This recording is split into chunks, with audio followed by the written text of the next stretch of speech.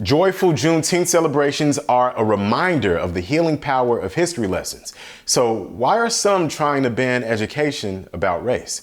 I'm Dometi Pongo, and this is MTV News Need to Know.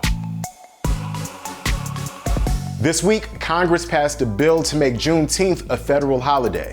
June 19th celebrates the day in 1865 when the last group of enslaved black people in Texas learned that the Civil War ended and that they were free. It has garnered more attention in recent years, honored with barbecues, community events, and all the fanfare you'd expect on holidays celebrating freedom, like the 4th of July. But journalist Monique Judge tweeted about how this bill is gaslighting black Americans. Imagine making Juneteenth a federal holiday when laws are being enacted all over the country that will prevent people from being taught why it's a holiday. She's talking about an onslaught of legislation meant to ban education about race in schools. After the murder of George Floyd and countless other black Americans at the hands of police, the racial reckoning of 2020 kicked off efforts to teach children about structural racism. Teachers have begun incorporating more of our nation's dark realities like land seizures, internment camps, race massacres into their history lessons to help future generations grow from our past. But these lessons have provoked backlash from conservatives. This year, the political right has taken aim at critical race theory. It's a high-level academic study created by scholars in the 70s, and it argues that race is endemic to everything in American society, and that by analyzing how it plays into housing, education, and other structures, we can better understand and address its inequities. Its conclusion? Race is systemic. Now, conservatives are kicking up controversy, saying that CRT is being taught in grade schools, and it's not.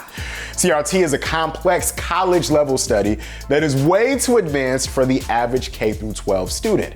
But that didn't stop lawmakers from proposing legislation banning CRT in over 20 states. In places like Iowa, Tennessee, and Florida, some laws have even been passed. Many states are threatening to fine teachers who talk about hot-button issues. And some states are also restricting progressive historical writing, like the New York Times' 1619 Project.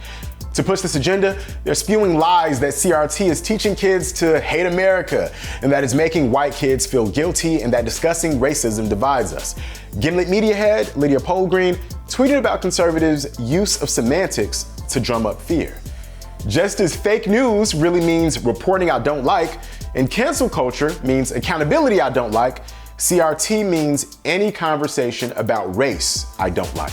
The GOP is not kicking up a genuine debate over CRT.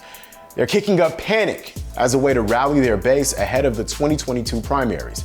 NPR politics reporter Barbara Sprunt breaks it down. Unlike issues like taxes or foreign policy, which of course people care about, a culture war issue like this one is much more emotional. It hits people right in their core, in their identity. It feels very existential, and that's the kind of thing that can really affect people's political motivation. Pulitzer winner Nikole Hannah-Jones, who founded the 1619 Project, told MSNBC that the right is strategically setting the table to strip people of their civil liberties. We know that it is narrative that allows us to enact really dangerous policies. It is narrative that allows citizens to kind of accept these erosions of civil rights. So it's not incidental that the same states that are introducing these anti-critical race theory, anti-1619 Project laws are also introducing voter suppression laws. These things are going hand in hand. But this ongoing effort to suppress black votes is even more reason to arm kids with accurate facts.